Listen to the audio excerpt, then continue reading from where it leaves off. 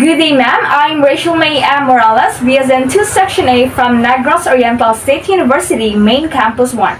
So for today's return demonstration, I'm going to perform administration of ophthalmic medication. So first, we're going to review doctor's order on the number of drops to which one eye to receive medication. So if right eye, it is termed as oculus dexter for left eye, oculus sinister, and for both eyes, oculus uterus. So we're going to review the doctor's order. Okay, so Timoptic ophthalmic solution, 0.5%, 1 drop into right eye. And then we're going to apply erythromycin ophthalmic ointment, 0.5% into left eye for 7 days. Next is we're going to identify client, check the identification bracelet. Then we're going to ask client to state name. Good morning, sir. Good morning. So, I am Rachel May Morales, sir, and I'll be your student nurse for today. So, pwede ko malikot, sir? Okay. Okay, so, pwede na ako i-check imong wristband, sir? Kasi itong ngalan, sir? Quadruple Bobo. Kano sa amang tagi panganak, sir? December 7, 2011. Okay, so, na ako diri, sir, para mag-administer, sir, of ophthalmic medication. So, para ni siya, sir, sa imong eye infection. Okay. So, okay na ba ni mo, sir? Okay. Okay. Next, we're going to assess condition of external eye structures. So, ako lang i-check imong mata, sir, ha? Okay. Okay. And then, we're going to determine whether client has any known allergies to eye medications. Then, we're going to ask also if client has allergies to latex. So, sir, na ba ka-allergy, sir, anang mga tambal, sir, nga ato pangbutang sa mata, sir? Wala.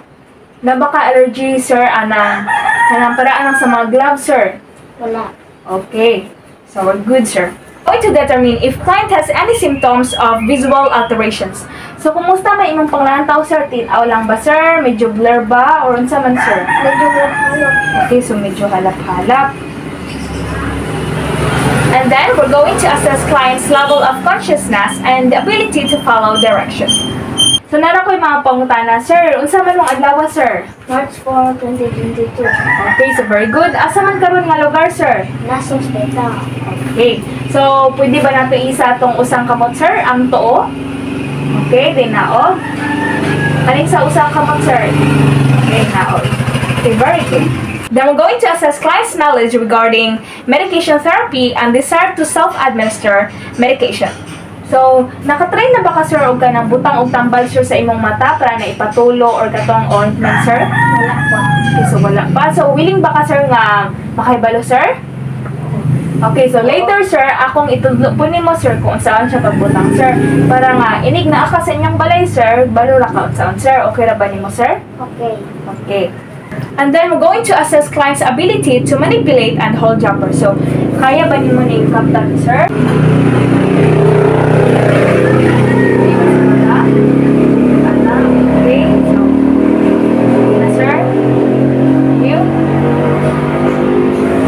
Now, we're going to explain procedure to client. So, ang una na itong i-administer, sir, mao ang eye drops. So, ako sang unang trapuhan ng imong mata, sir, di atong pabalhon da yung akong medyo inaton ang imong diri, sir, sa cheek para makita ang intracranial sac, sir. So, diri na to ibutang ang eye drop, sir. Tapos, ang eye ointment, sir, at diri po na sa margin na to ibutang, sir. So, okay na ba nimo, sir? Okay. Now, we're going to wash our hands, arrange supplies at bedside, then we're going to don disposable gloves. So, we have here our equipments.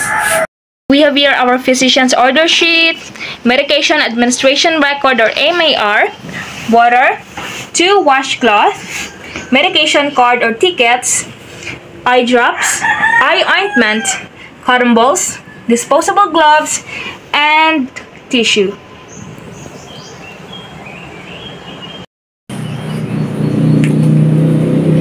So we're going to use a rubbing alcohol.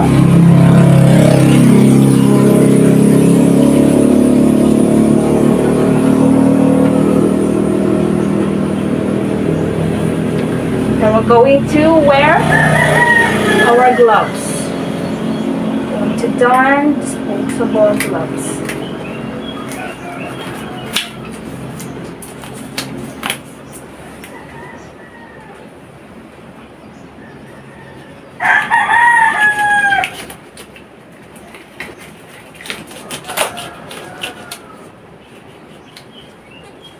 So we're going to ask client to lie in a supine position or sit back in chair with head slightly hyperextended. So our client is already in a supine position. Next is if crust or drainage are present along eyelid margins or inner canthus, we're going to gently wash away. Then we're going to soak any crust that are dried and difficult to remove by applying a damp washcloth or cotton ball over eye for a few minutes.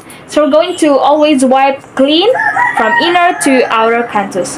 So atong trapuhan sa sir imong mata sir ha, kay naa may mga crust or drainage sir sa imong inner canthus.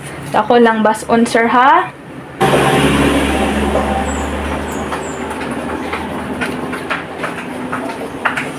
Sir, papiyong lang sa sir. Okay. Pikas po, sir. Okay. Atong usban lang, sir, ha?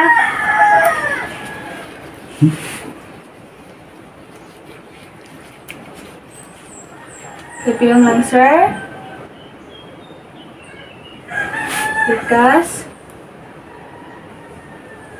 Okay.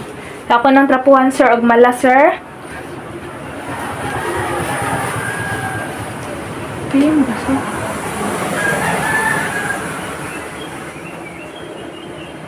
Yes. Okay, we're done. Next is we're going to hold cotton ball or clean tissue in non-dominant hand on client's cheekbone just below the lower eyelid. So we're going to use here a facial tissue. Okay, so we're going to place it down here. Then, with tissue or cotton resting below lower eyelid, we're going to gently press downward with thumb or forefinger against bony orbit. Okay, so ako lang answer ha.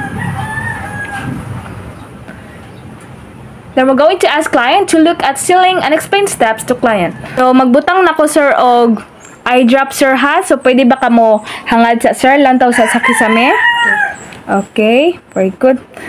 So now we're going to instill eye drops. So with dominant hand resting on client's forehead, we're going to hold field medication, eyedropper, or ophthalmic solution approximately 1 to 2 centimeter or 1/2 to 3/4 inch above conjunctival sac. So we're going to drop prescribed number of medication drops into conjunctival sac. So the prescribed number of drops is 1 drop only. So ako na ipatulo sir ha. Okay, so if client blinks or closes eyes, or if drops land on outer lid margins, then we're going to repeat procedure. So after instilling drops, we're going to ask client to close eye gently. So, pwede ba kang mo piyong sir? Hinahinay lang piyong. Okay, then when administering medications that cause systemic effects, we're going to apply gentle pressure with our finger and clean tissue on the client's nasolacrimal duct for 30 to 60 seconds.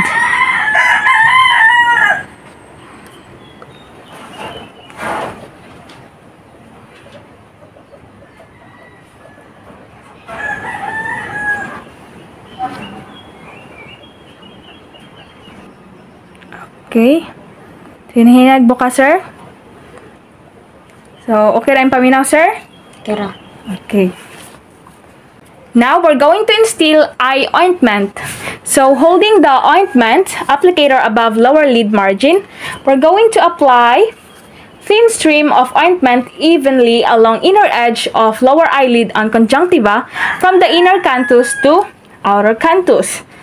So we're going to have client close eye and rub lid lightly in circular motion with cotton ball if rubbing is not contraindicated. So sir, magbutang na pud ko og eye ointment sir ha. Okay. So lantang lang sa taas sir.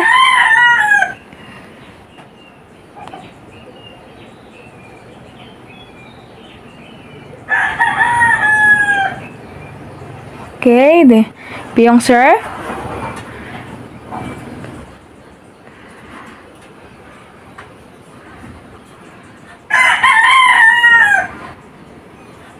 So, hinahinay ugbo ka, sir. So, okay ra ba yung paminaw, sir? Kira. Okay. for our evaluation, sir, pwede ba nimo i-demonstrate, sir, kung giunsa gito nato, sir, pagbutang ang eye drop, sir? So, mani ang eye drop, sir. So, ato lang takluban, sir. Okay. So, yangod sa taas. 1. Okay. Then, okay, sir. Tapos, okay na, sir. Tapos, how about ning sa eye ointment, sir? Saan gito nato ni pagbutang, sir?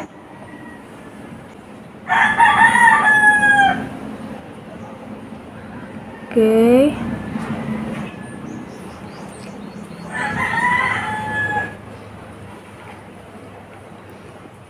Okay. So, very good. So, thank you kay sir sa imong cooperation, sir, ug sa imong time. So, napabakay laing kinahanglan, sir?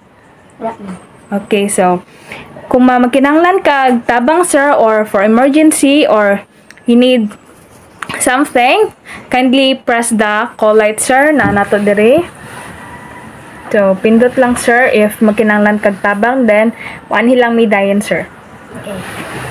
So, thank you kay sir. Okay. Oh, good day, sir. So, arin ako, sir. Bye-bye. Bye-bye. Okay, dispose. Go. Wash your hands.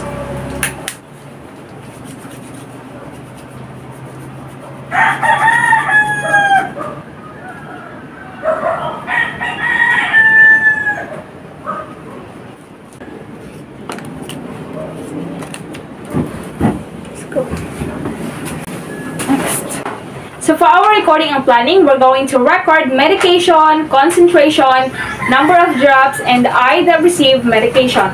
So the Ophthalmic ophthalmic solution is administered on the right eye at the time of 9 a.m. Then, erythromycin ophthalmic ointment is administered on the left eye or ocular sinister, also in 9 a.m. Lastly, we're going to record appearance on eye. Now we're going to sign here.